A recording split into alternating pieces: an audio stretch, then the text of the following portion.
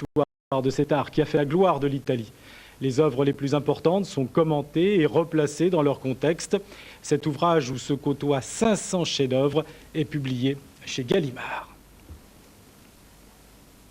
Dans un instant, le deuxième film de la dernière séance consacré à André de Toth, Terreur à l'Ouest. Prochain rendez-vous avec l'actualité nationale, le 12-13, Carole Gessler, le 19-20 avec Élise Lucet. J'aurai le plaisir de vous retrouver à 22h50. Très bonne nuit à tous et à demain.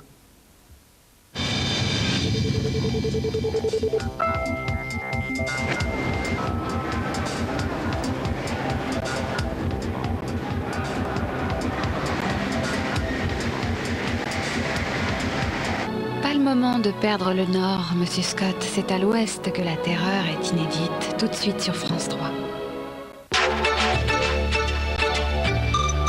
De retour en force, le goût. Goût du terroir, goût des saveurs, goût du sein. J'essaie de manger bio. Le français refuse de manger fade et monotone. Question de culture. Je préfère en manger moins et manger quelque chose de correct. Tant pis si c'est un peu plus cher, pourvu que ce soit franchement meilleur. Les industriels ont senti le filon. Devenu argument de vente, le goût se manipule en laboratoire. Le goût à tout prix, Laurent Bignola s'en fait la preuve par 3, mardi à 23h15 sur France 3.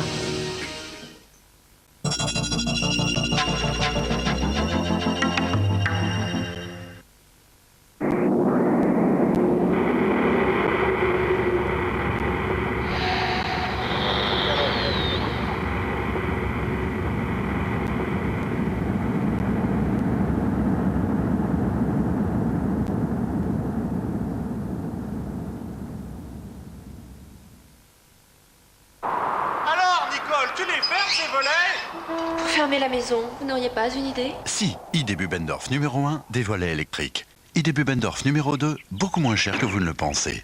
Volet ID de Bubendorf, l'idée que vous attendiez. Alors, Jacques, tu la démarres, cette voiture?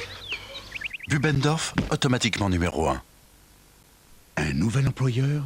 Avant de signer, 36 17 vérif par Minitel. Vérifiez sa santé financière.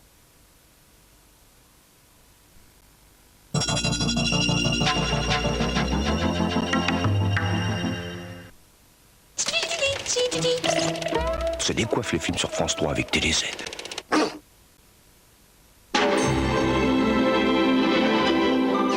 avez entendu parler du dossier Pélican?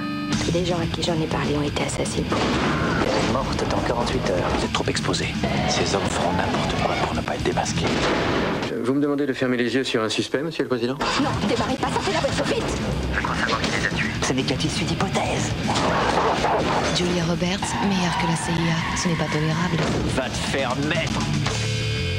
Bon, ça, ce serait le moment rêvé de boire un verre. Rien ne sert de courir quand on déclenche l'affaire Pélican, jeudi à 20h50 sur France 3.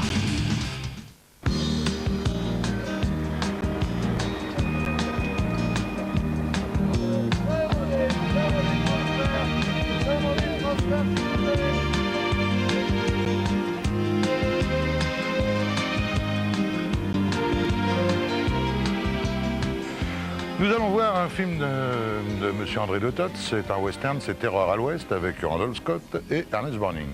Ernest Borgnine, au demeurant, bon, c'est un physique assez jovial, grassouillet, sympa, mais il a un regard bizarre. C'est peut-être pour ça d'ailleurs qu'on en a fait un des tueurs préférés de Hollywood. Et oui, il faut dire qu'il est très très méchant dans Un homme est passé de Sturgis, dans Veracruz, alors ça je vous le dis pas, et dans Les 12 salopards, il est innommable.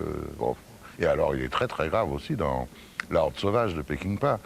Et puis il est très méchant parce qu'il a tourné plusieurs fois avec André de Toth. Il est aussi très méchant dans Contre-espionnage, il est très méchant dans Les Massacres du Kansas, où il se bat encore une fois de plus avec Randall Scott. Il est même opposé, je me souviens aussi, à Burt Lancaster dans Tant qu'il y aura des hommes, où lui il a un couteau et Burt il a une bouteille. Enfin là, film de Fred Zinman d'ailleurs, je vous le dis comme ça. Mais enfin, ce méchant a quand même tourné un jour en premier rôle et il a obtenu un Oscar pour un rôle d'ouvrier boucher qui était amoureux, mais amoureux solitaire, dans un film absolument chiant d'Elbert Mann qui s'appelait Marty, pourtant produit par Burt Lancaster. Enfin, ça peut arriver. Dans Terreur à l'Ouest, là, que nous allons voir, Randall Scott incarne un personnage légendaire, une figure plutôt légendaire de l'histoire de l'Ouest, le chasseur de primes. Et c'est vrai, ce genre de personnage est rarement mis en vedette dans dans le cinéma américain. Il faudra attendre les Rital, les mangeurs de spaghettis, pour nous en faire des stars. Voir Clint Eastwood, etc., dans les premiers Léon.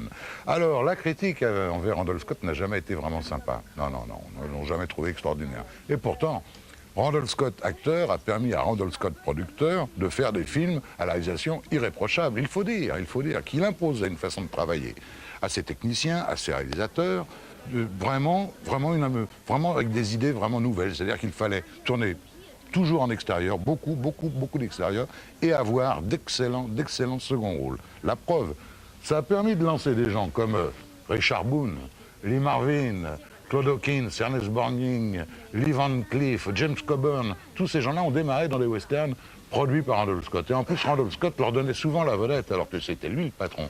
Ah non, ça c'est une grande leçon d'humilité. Alors vous allez me dire, mais alors pourquoi il a arrêté, hein? Pourquoi il s'est arrêté, Randy? Pourquoi il a pris sa retraite comme ça?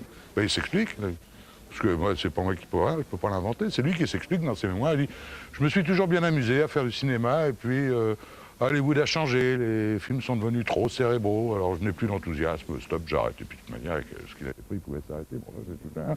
Alors là, on va le retrouver dans Terreur à l'Ouest, et là, croyez-moi, il y a encore de l'enthousiasme, il en a, et il y va. Alors c'est un film en Warner Color, Randall Scott est habillé tout en noir, alors on ne sait pas pourquoi, il aurait très bien pu le faire en noir et blanc, ça aurait même coûté moins cher.